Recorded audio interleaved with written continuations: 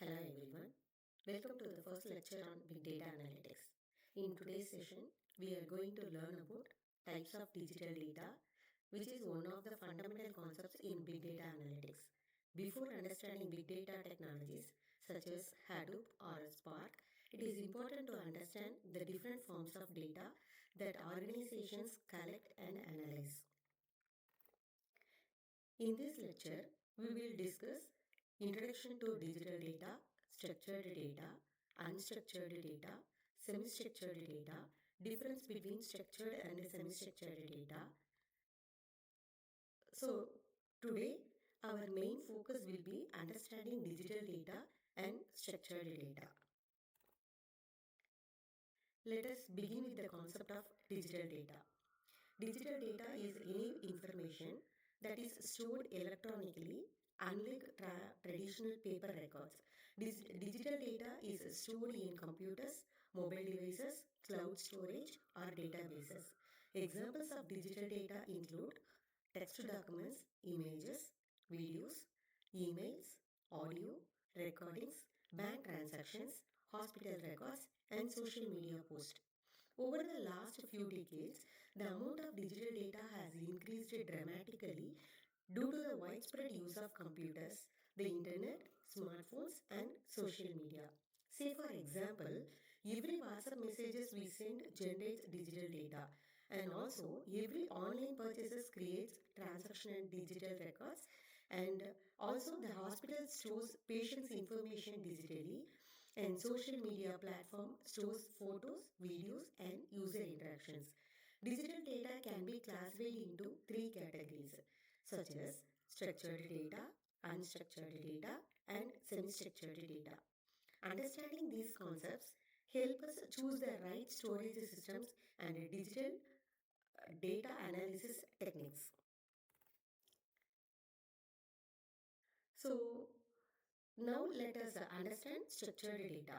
Structured data is a data that follows a predefined format or schema. It is organized into rows and columns, making it easy to store, retrieve, and analyze. Common sources of structured data include the relational database such as MySQL, Oracle SQL, SQL Server, and Microsoft Access. Spreadsheets, which includes Microsoft Excel and Google Sheets. SQL based applications which use structured query language to manage data. Then OLTP systems or online transaction processing systems such as banking applications, railway reservation systems, hospital management systems, and online shopping websites. These systems process thousands of transactions every day and store them in a structured format. Structured data has several important characteristics. First, similar type of information are grouped together. Say for example, in a student database, all student records are stored in one table. Second, the structured data follows a predefined data model. Every record contains the same set of fields such as student ID, name, department, and age. Third, the data is stored in rows and columns, making it easy to organize and understand. Another important feature is that the meaning of each field is clearly defined. For example, the age column always shows the student's age and the salary column always shows the salary information. Finally, the structured data uses fixed fields within each record. Every record follows the same format and making process fast and efficient.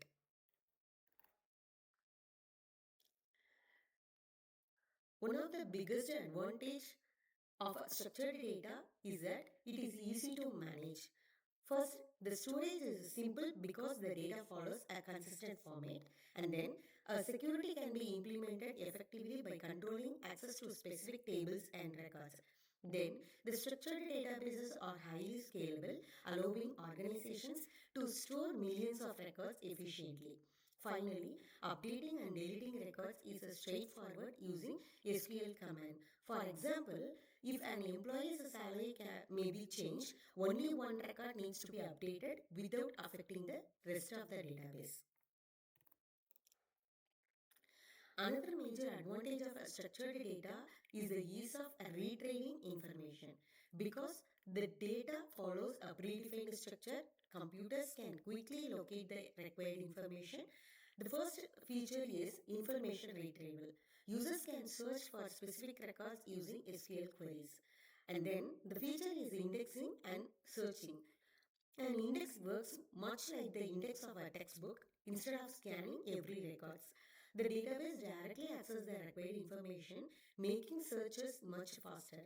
The third feature is data mining. Since the data is well organized, organizations can analyze it to identify hidden patterns and trends. For example, a supermarket can analyze customer purchase records to identify products that are frequently brought together.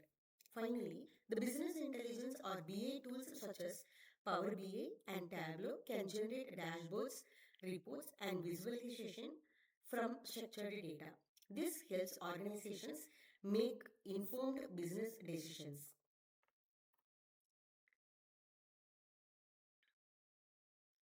So this slide also explains the free retrieval of informations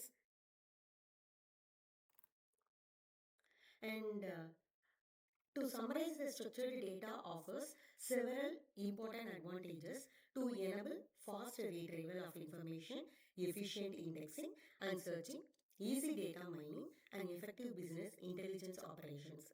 This is why banks, hospitals, universities, and business organizations continue to rely heavily on structured databases for managing their daily operations. Whenever data is organized in rows and columns with a predefined structure, storing, retrieving, and analyzing it becoming much easier. Let me conclude today's lecture.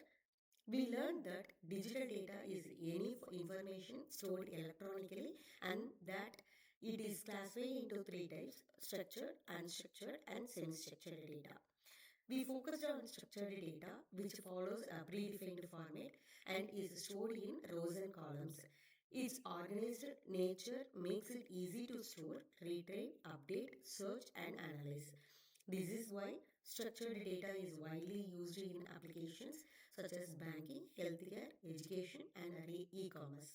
In the next lecture, we will explore unstructured data, its characteristics, challenges, and techniques used to manage and analyze it. Thank you for watching.